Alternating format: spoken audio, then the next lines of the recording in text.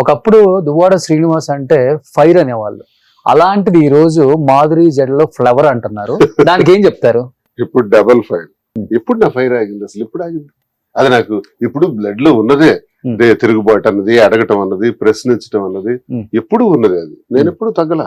ఇప్పుడు మీరు ఒక మాట అన్నారు, మీరు ఎక్కడో తప్పించుకుని తిరుగుతున్నారు. సుమన్ స్టూడియోలో ఉన్నాను కదా, ఎందుకు తప్పించుకుని తిరగాలి? దేశద్రోహం చేశానా? అవినీతి చేశానా?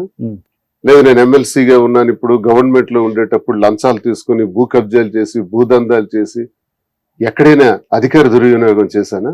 ఎందుకు నేను భయపడాలి? ఎందుకు తప్పించుకోవాలి? నేను చేసిన నేరం ఏంటి? అందుకే హాయిగా ఉంటాను నేను. మీరు రమ్మంటే 10 నిమిషాల్లో వచ్చా. మీరేదో అనుమానంగా కూడా ఒక మాట అన్నారు, మీరేదో తప్పించుకుంటున్నారు, ఎక్కడో ఉన్నారు అని.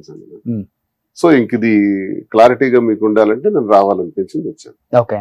సో ఇప్పుడు హైదరాబాద్ లోనే సింగిల్ గానే తిరుగుతున్నారు, పెద్ద బందోబస్తు అంతా ఏం లేదు. గన్మెన్ కూడా అక్కడ ఆ స్టేట్ లోనే ఇస్తారంట, స్టేట్ ఇవ్వరంట. ఓకే. అందరికీ అదర్ స్టేట్లు వెళ్ళినా ఇస్తున్నారు, నా వరకు మాత్రం తీసేస్తున్నారు. నేటికి 15 రోజుల నుంచి నాకు గన్మెన్ లేదు. అసలు ఉందా మీకు? ఉంది కదా, 100% ఉంది కదా. రోజుకు వచ్చే ట్రోల్స్ మీరే చూస్తారు. మీ పక్కన ఉన్న వాళ్ళ లేకపోతే? లేదు, మాకు యాక్చువల్ గా రోజు కాల్స్ కూడా వస్తున్నాయండి, థ్రెటనింగ్ కాల్స్, మిమ్మల్ని చంపేస్తాం, నరికేస్తాం, చంపేస్తాం.